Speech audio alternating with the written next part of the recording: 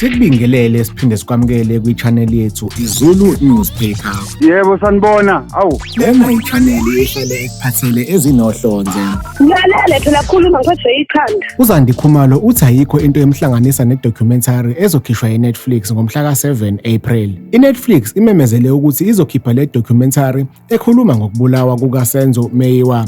Abantu abaningi babe nembono ehlukene mayelana nale documentary. UZandie Khumalo uthe le documentary iyabantu abafuna ukuzenzela imali nje. Kuzokhumbuleka ukuthi uZandie Khumalo ongusisi kaKheli Khumalo wayekhona ngesikhathi kubulawa uSenzo Meyiwa emzini wamawabo oseFosloras eGoli. UZandie Khumalo uthe akasiboni isidingo sokuthi kwenziwe le documentary ngoba ngeke ize isishintshe isimo. Uveze ukuthi ayikho into edinga ukuthi yageze igama lakhe ngokubulawa kukaSenzo Meyiwa. Uqhubeke wathi akekho umuntu oseke wamthinta mayelana nale documentary, ngakho-ke akakwazi ukuvezwa imizwa yakhe mayelana nayo. Uqhubeke wathi akafisi ukuthi igama lakhe libizwe kule documentary ngoba uma kunjalo uzothathela abakhiqizi bayo izinyathelo. UZandie uthe ithimba asebenzisana nalo selixhumene nabakhiqizi bale documentary bafuna ukwazi ukuthi liyavela yini igama lakhe kuyona. Le documentary idirectwe uSarah Blecher, yaproducer uThandi Davis noNeil Brandis kanye noThandeka Matutu.